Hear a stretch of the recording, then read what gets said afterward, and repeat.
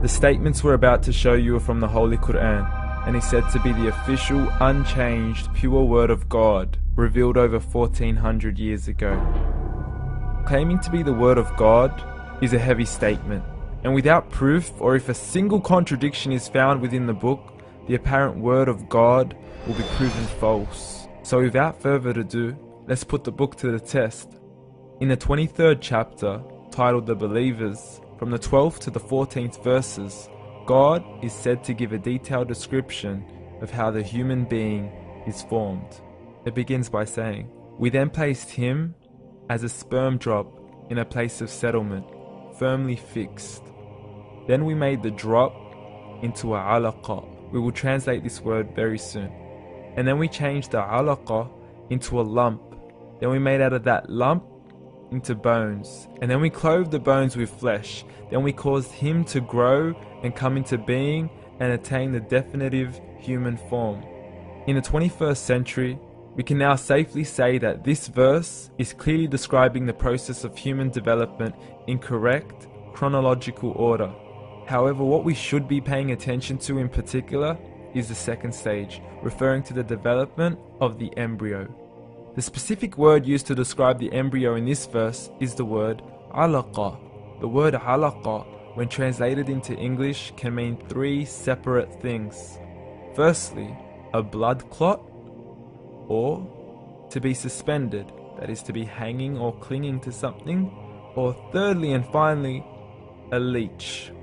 Now, all three definitions don't come anywhere near what we perceive to be the human embryo. So, why are these words used, and what significance do they share with the human embryo? Can the embryo be described as a blood clot? Well, what do you think? In the third week of embryonic development, a tubular heart joins with the blood vessels to form a primordial cardiovascular system, and by the end of the third week, the blood is circulating and the heart begins to beat on day 21. The first thing that comes to mind in regards to being suspended or hanging is the umbilical cord. But we can't use that example because we are simply referring to step 2, before the baby has even formed. But we now know today that the umbilical cord is formed from the connecting stalk. And the connecting stalk is formed as soon as the embryo is formed. The embryo's connecting stalk has even been described by John Allen and Beverly Kramer as an object to suspend the developing embryo in the extra-embryonic column. So an embryo is suspended and does have a strong resemblance with a blood clot. What on earth would an embryo have to do with a leech? Figure A shows the structure of an embryo at 25 days. Figure B shows a leech. Now please note once again that the embryo in this stage is no greater than the size of a kernel of wheat. This is an X-ray of the embryo at 22 days. This is the internal structure of a leech. It's mind-blowing stuff, but you still haven't seen anything yet.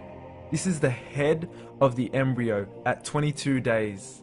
The detail you are seeing right now is absolutely impossible to be seen with the human eye and can only be seen with a microscope. This is the back end of a leech. There's no other words used to describe this other than mind-blowing. The pictures we have shown you are impossible to be seen with the human eye or even to be predicted by the human mind. Once again, the verses we have shown you were revealed over 1400 years ago to a man who couldn't read nor write. Are these the words of God? Descriptions of the human embryo in the Quran cannot be based on scientific knowledge in the 7th century.